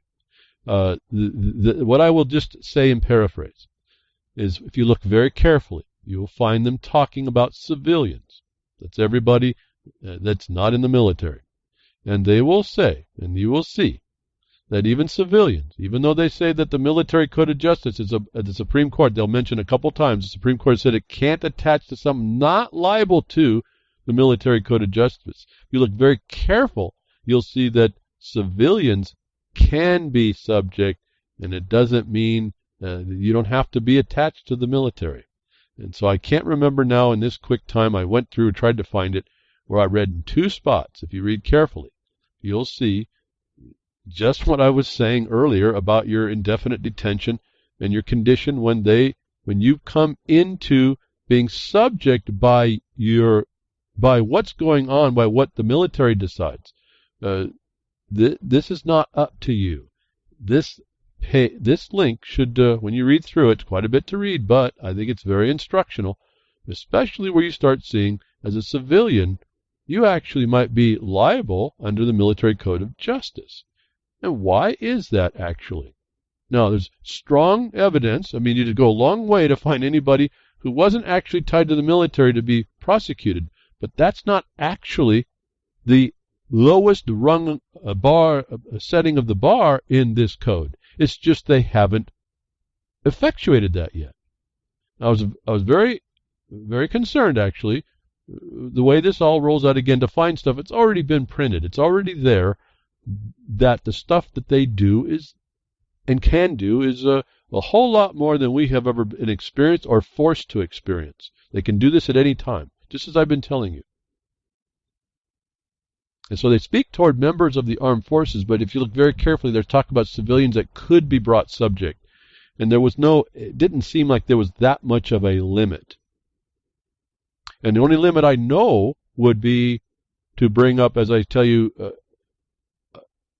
admiralty defenses and claims. And that's where you sit in the neutral capacity. But that will be dictated by whoever made up the charges and how you could fold that in. So I apologize in some regard not having the points that I could read to you, because they're just striking. But maybe that's a good thing. It'll make you, those of you that are really truly interested, you'll go through and read this little page and look very carefully for what I'm telling you about. You'll see it. When you see the black and white, you'll understand what I've been telling you about all this stuff playing out, all transparent to us. This is totally different now than the finances, although the military backs that up. So don't underestimate that dollarization connection as well, please. This all really is connected at some point. It means something together. It's not just conjecture. The clues are sitting there, and all you're looking at is whether or not you've ever witnessed the depth of the deprivations that can happen in the oppression. Most of us have not. We see some of it. More and more is coming out. That's why I went to crickets after that memo, and no one said, well, I went to crickets. Everyone became a cricket. Didn't respond at all. So if you thought that so-called the war of terror, not the war on terror, but the war of terror didn't include finances, well, you're missing another point. Remember, that's most of the broadcast today was talking about how they're going into a new condition, dollarization 2.0, out of their mouths. Okay? So it's going beyond what you all knew, what you all thought, and the Fed was a dead end road. But it was a evolutionary cul-de-sac, I think, as George Carlin said. People didn't see it. I wasn't all over that. I could see Congress authorized it. It's on the full faith and credit of the United States. They have external controls elsewhere. This was a set in stone. This ain't going anywhere. So you can waste your time and all that. Good sentiment. Don't underestimate the problem there. But it wasn't where you should have put your effort, it seems. But if you don't think that all this war and stuff has to do with money, it just came out, POTUS, President of the United States, authorizes Treasury, not the Treasury, but Treasury, look very carefully at this one, Treasury, to sanction Iran's Islamic Revolutionary Guard Corps. Treasury. Now, you have to understand the focus of power that sits in the Treasury as through the Bank of Settlements and the IMF and the World Bank and all this other stuff where they can shut down part of the so-called sovereign state of Iran's military by calling them a name, by saying that they're just by claiming that they do something. This is what just the new progressive thing is going on. To call you a name, and now you gotta defend yourself. In fact, that was Ron Stephan was talking about that. They call you a hater, and all of a sudden now you've got the mark. And I had to think when I said that. I go, well, there's got to be a way to combat that. I suggested a way in the chat over there at UCY. You just got to turn that around. You got to confront that right up front and turn that around. I'm a hater if, and then you nail the other guy for calling you the name. The very thing that they're doing is the disrespect to everyone, and if that you are running for your office for is, if that's being a hater, then you accept that. But you're here to run for everyone's interest, not just an international interest. And if I'm a nationalist and you come after, that means you're an internationalist. If I'm a nationalist, I care for our people, and you don't care for anyone. So we got to turn these things around. So this is like working in the schoolyard. A bully is what all this is. Name, sticks and stones will break. In fact, I think that came up in Twitter. Sticks and stones will break my bones. Call them names, and all of a sudden everyone believes that's the bully calling a name. That must be something. You don't want to go against the bully. He'll beat you up, right? But here it is. I'm authorizing the Treasury Department. Remember, it's called Treasury. He says the Treasury. I don't even know if he understands this. The Treasury Department to sanction the entire Islamic Revolutionary Guard Corps for its support for terrorism and to apply sanctions to its officials, agents, and affiliates, Trump said, referring to the Iran's Revolutionary Guard as the, quote, the Iranian Supreme Leader's corrupt personal terror force and militia. I have to say, folks, I burst out loud right there. Isn't the United States military right now any president's personal terror force and militia? Aren't those that CIA pays? This is all the executive branch now, remember. The personal terror force and militia. The hypocrisy, the irony of all this is, beyond. But you call out whatever you want, you call them a name, and then you mete out the punishment. And it's all through the Treasury. It's all through Treasury. It's not the Treasury, Treasury. It's through the international settlements and banking system. If you don't think the control is here. I won't go on more. This is interesting that it all came up at the same time. To me, it's all a connection. What's the other side of the connection for us? We're talking about the cryptocurrencies and the blockchains and all this and this shared decentralization. The story coming out of the ACLU, how U.S. House proposal on surveillance does not protect privacy of Americans. This was relating to stories you've been hearing now. I just wanted to mention to it. Remember, we had the PATRIOT Act, the Patriot Act, which was not patriotic at all. It's what made you all essentially any misdemeanant or suspected misdemeanant, an enemy combatant, subject to no protection. And then in 2010 or to 12, when they finally put it in practice, they made everybody who they deemed to be an enemy combatant to now have no rights whatsoever, indefinite detention. Well, now they have this new one called the USA Liberty Act, leaves Americans vulnerable to unlimited spying. This is now, I told you, they're going to make this part of the law. That's the new normal. It's here. This is what this, I call it the USS Liberty Act. This is where the Israeli government, or whatever they are, I can't understand how they can be a government. The Israeli war machine, without a place, attacked an American ship, and the president was cool with that. Like what, Johnson or something? This is what's happened. They're attacking Americans with these acts. So to me, this is the USS Liberty Act, not the USA Liberty Act. And you're on that ship of state, folks, and they're shooting you. They're shooting at you. They're causing harm, damage, or killing, maiming, and whatever all else. This is on the front line. I don't know what else to say about that. This is right in the news today, letting you know this is what these people are doing, and so that there's no excuse that you can't say you weren't told. And I don't know more to say than that. People want to just shrug their shoulders. Oh, we know, we saw that, we know that. No, it's not just about knowing a thing. It's about doing something about it. So the surveillance is out, and then we get this story. Google's Home Mini needed a software patch to stop some of them from recording everything. Again, more evidence.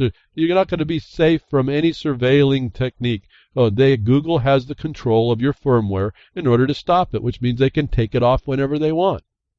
This would happen to be caught. Categories under one of the worst possible PR nightmares for Google, smart speaker. What did the IMF say about smart rules? About smart cities, wired for sound and light and whatever all else comes out of your toilet, whatever. The Google Mini Home, the Home Mini, this Artem Rusekovsky was reviewing, randomly and near constantly recorded sounds in his home and transmitted them to Google. I don't need to say more. And I don't know about this PR nightmare. Google is its own PR nightmare. And if you don't see that, as well as all these other corporations that are all involved in all this stuff to use you, work you to death, and use you as the resource, the animal that you are, I don't know what to say about y'all. You can fight me, argue with me, thumbs down, thumbs up. It doesn't matter. All that doesn't matter if that's all you do. And that's the thing that kind of irritates me a little bit.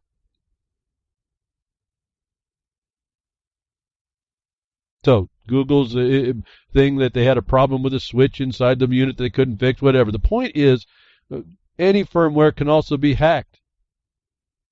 Remember, all this stuff, all you've brought into your home is going to be the things and the tools they use to make an algorithm that looks at your bank account and either shuts it off or directs the funds or whatever is going to happen. Takes whatever exactions of every kind you've agreed you were when you said you were the person liable by tying into that system. 42 U.S.C. 1981, for those of you who haven't heard that and don't remember how relevant it is in these days, and since the times of slavery, where everyone then in 1868 were turned into slaves, even the freed black men and women. Because if you go look at 42 U.S.C. 1981, it says the white citizens were already suffering this. This was their white privilege, so-called. You don't even know what these people are doing relative to this to you. You don't get it, I think. Some people see it. People understand it. They go read it. They understand what's going on. But wow, it's bigger and badder than I think anybody truly has appreciated. What about all these smart things we have now about tracking how good you are to somebody, what you believe, and how you're going to believe it, and whether or not that algorithm is going to put you into whether or not you get access to your money or your food or whatever you're going to do. China unveils over 100 smartphone apps that track loyalty to communism. Now, I don't even get involved in the story. Remember all those loyalty points that you could get? And those cards that check loyalty in your grocery stores, that was the precursor to this national control. Your loyalty to the government will be checked. And this is the kind of thing that they start putting in the algorithms. You don't even understand the psychology behind it. But China's unveiling 100 so-called smart, not so intelligent phones, but smartphones, phone apps, to track loyalty. What else do we need to know here, folks? I mean, it just on and on and on. The stories are over and over and over. And so, not sure how to do all that, not what to do with it, except you just don't participate. You try to limit your access. We're still in a crossover time, but it's fast coming on that's not going to be an answer for us either. We're going to have to be a whole lot smarter about it. A lot more intelligent about it. See, it's so easy to use these words. They have us so controlled. Even someone like myself looking at the words all the time, I start talking and it's just a talk. the intelligence that we are not using is what they're using against us. They are setting up systems around us to keep us controlled at every turn. There won't be hardly any place to not go. It is not even not. Again, as I started thinking, oh, this is not this is an opinion. Or you can keep telling me fear mongering. No, you're seeing it. Stop that. Stop saying this is fear mongering. This is what's happening. A lot of you listeners you're not going to suffer any of this. You're going to be out of here before this is up. But all your little ones, all your family members, all the people in the future are going to be brought into the dystopian things that we hear. And it's going to be, in some regard, it's going to be those so-called red pill takers that brought it in. I don't know if you appreciate that problem. The alt-right fell short. The alt-right became the division for the alt-left. And people didn't recognize that. So I've been pulled back, folks. I can't engage all. Oh, it makes sense. We can say a lot of things make sense, but in actual practice, they're actually part of the trap. The Matrix is not a movie. I said this since I saw the movie. Not just since people thought about the red pill or got on the internet. No, this is. I recognized in the movie house that the Matrix was not a movie. And we're here today and we're watching the whole thing play out. People saying, oh, I've taken the red pill, don't realize they're still eating the steak. Drives me nuts. People that talk about virtual currency like it's the next new thing and then we'll jump on, just stomp to death the fiat currency. And I've just told you today that IMF doesn't see a difference between them, just like I told you weeks before. There's no difference between them. And so, let's move on to a new concept, accountability. A big joke. The other real running joke with all this. Part of this solution is to work together to bring on accountability. That's probably the main problem that we have. I've suggested records. Don't engage into things that bring you into suspicion or concurrence or accessory. Do as much as you can. When you find out that that's happened, you undo that thing. There's a ways to do all this. It's all reduced to paper. It all has a response. What's harder anymore is to get officials to be liable. And a lot of times those officials that are liable are really the ones thrown under the bus to cover a bigger harm and things. Nevertheless, it's always nice to see that there is some accountability. What I say is that shows that it's possible, and what you have to do as part of the solution is a mass of people, whatever that number is, doesn't have to be everybody, just a concentrated mass has to focus in, bore in on the fact that accountability happened once, and then you turn your attention on someone else that needs to be held accountable that looked like they were just outside the scope of what the system was willing to do.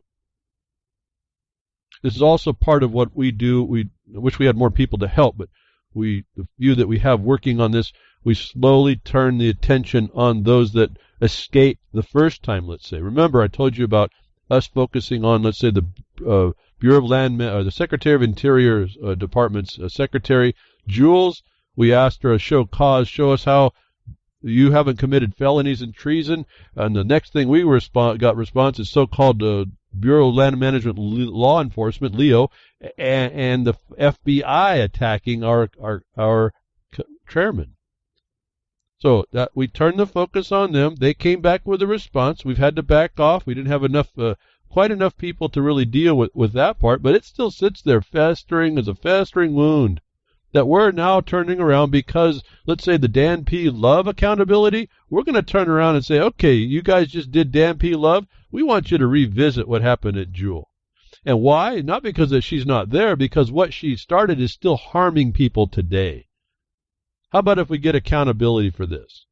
So we don't have that yet, but we're there trying to get it where it wasn't asked for or it had no foundation prior. And that's kind of what I'm asking you, or exposing to you is our condition at this time. The numbers of people doing all this will start to it's like more shoulders come to the door to bust it open. And when people start realizing this is the dynamic, and stop criticizing what I'm saying or trying to ask, inane, really essentially inane, repetitive questions that get nowhere, and actually bring something to the table. Like, don't give me a thumbs down. Give me a thumbs down in a comment and say, hey, I thumbs down for this reason. Please give me some guidance if I need it.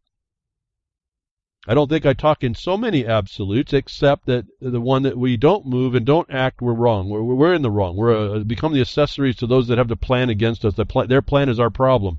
We don't talk about that problem, don't solve it, don't work to solve it. We are going to be rolled up in it. So accountability comes before. I told you, let's move on a little bit to other things of necessity in our life. One of the main things that we would know would be air. And for certain, water.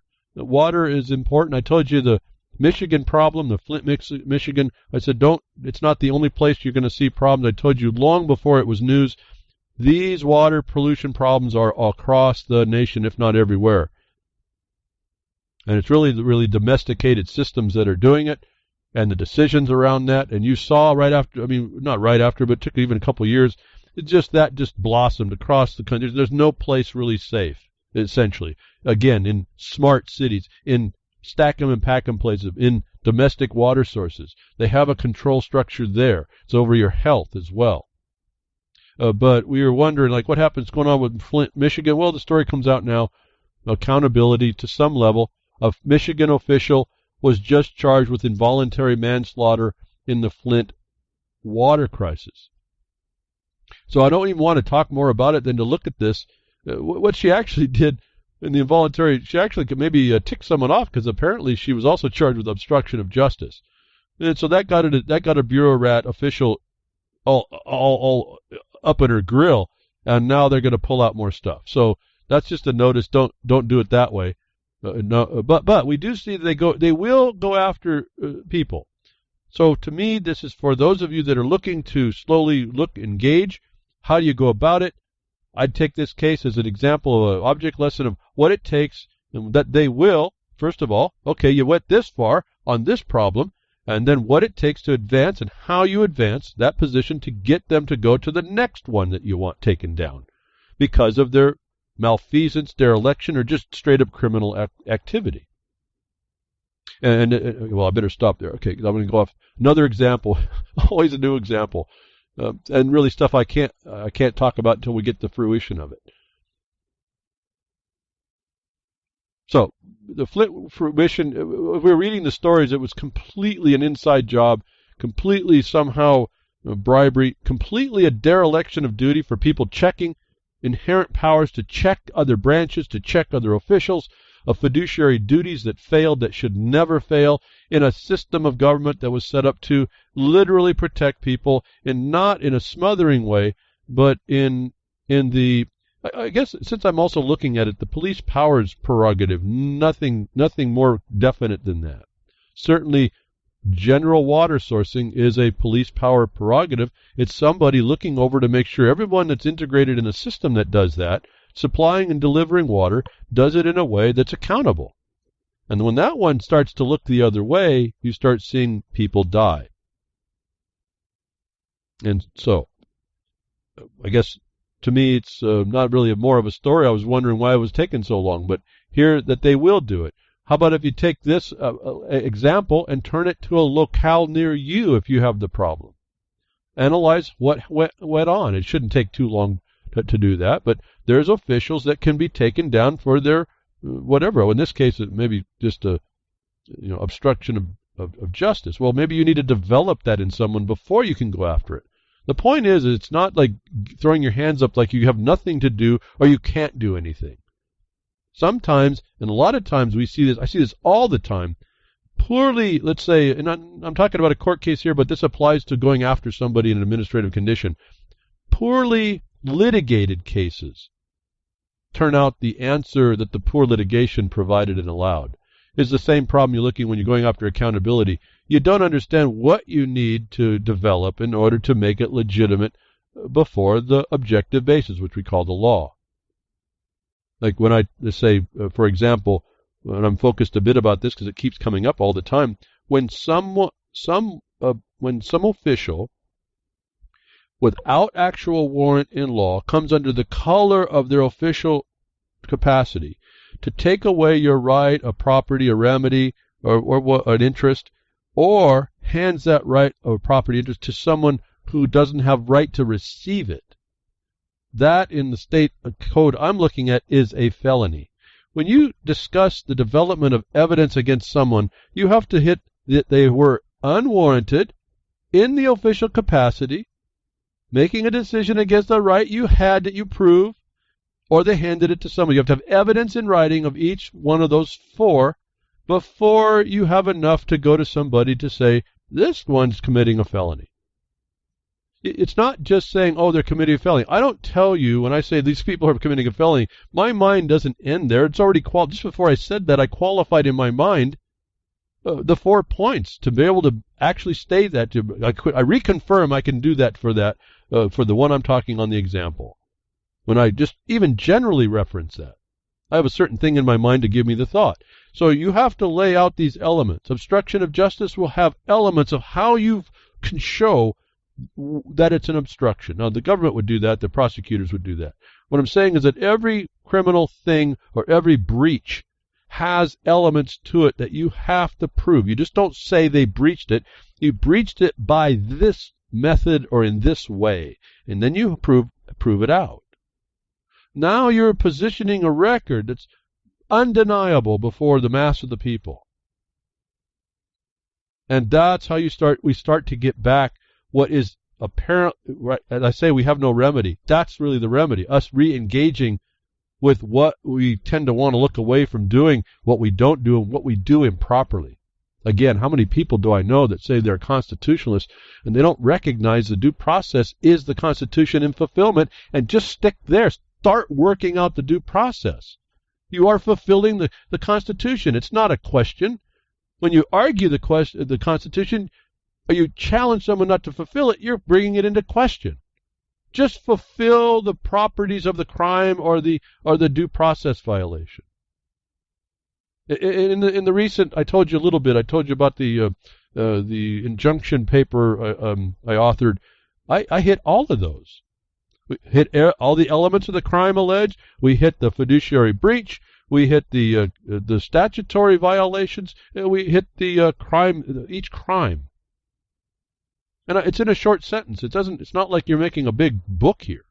There was so many, though. It was, I guess 90 counts and 15 pages, whatever the heck it was.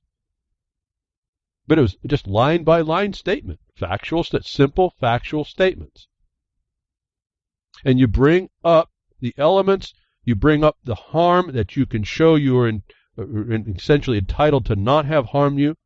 And you bring out that that action was a violation on top of it, and you produce your cause.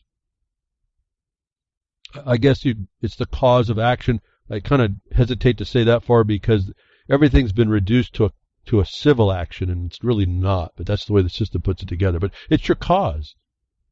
Because this, I'm asking for, I require. Require is a soft way of saying demand. I demand a remedy. I demand to be made whole within the rights I had that weren't supposed to be interfered with. And anyway, so I kind of got a little legalism there. But again, accountability. So accountability, and we start getting all this stuff of we can't eat good food. We're not going to be thinking well. This is again, you see the systemic repetition of the plan being fulfilled in us. We needed to, maybe this is the public service announcement of the end of the broadcast pretty closely. Unlabeled genetically modified salmon discovered, sold in Quebec, Canada. So this is that Atlantic salmon from the company that invented it, that grows it out of Panama. I think it's a not so slightly connected, but not yet to the point of provable. Aqua Bounty sent an increase in the salmon imports to Canada equaled the amount that Aqua Bounty was putting out of Panama, saying that we have a probable cause, at least at this point, with that record that they believe to say that Aqua Bounty bio salmon is actually being sold to y'all up there in Canuckistan. So be aware. This is how I told you this was going to happen. Here it is. It's not that I said it, but here it is. It's happening to you. Another thing about products and getting things to you in a more efficient way for them, maybe not so good for you. Japanese mutant chickens are laying eggs with cancer-fighting drugs.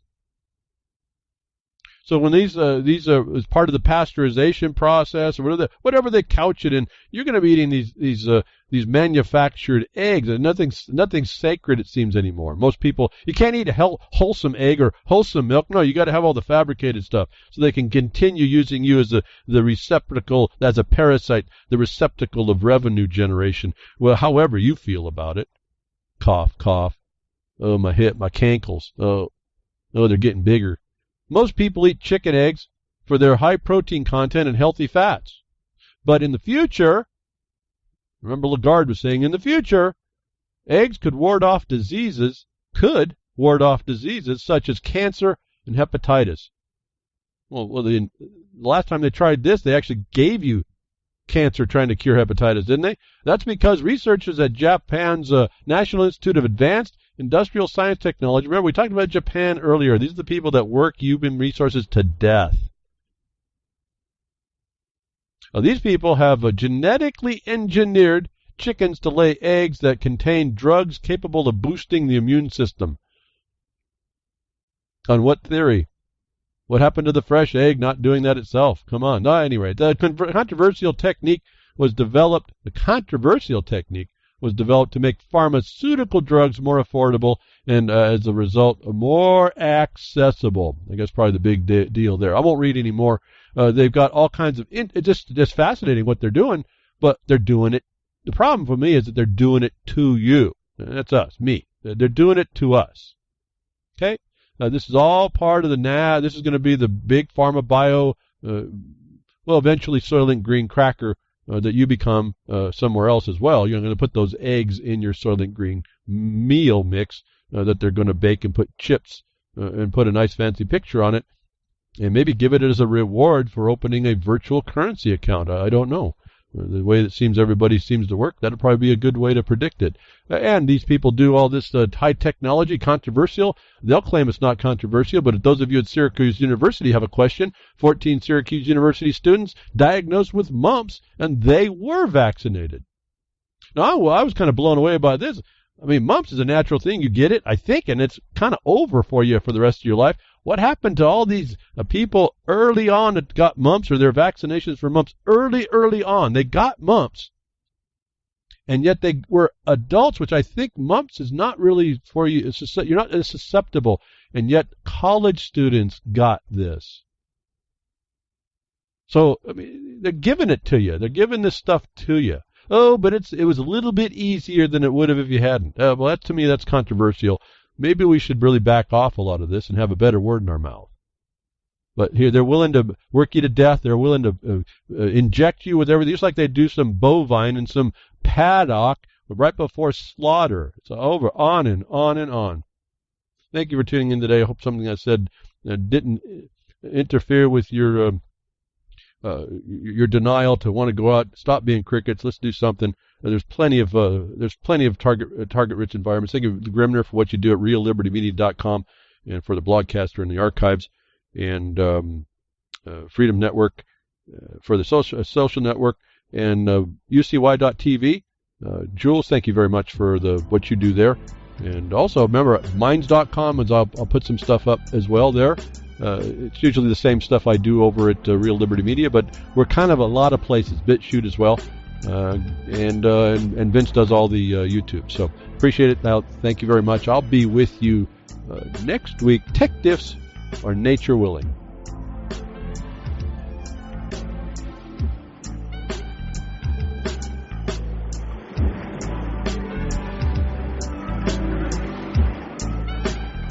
Well, that's another lesson. I hope with today's information you can take it to those that misbehave. From behind the woodshed, leaving his mark on the beast, this is Hal Anthony. Till next time, journey with purpose.